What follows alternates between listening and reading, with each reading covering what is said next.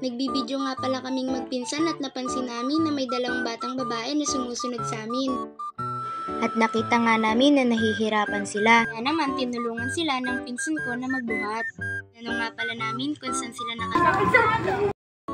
Sa sobrang awa namin nang malaman kung saan sila nakatira ay sinama namin sila sa aming bahay. Pagkarating nga namin sa bahay ay agad siyang pumunta sa sala para manood. Pagkatapos niya ngang manood ay binigyan ko na sila ng merienda.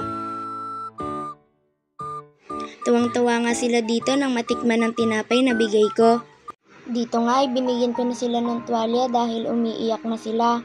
Kinomfort ko na din sila para hindi sila maiyak.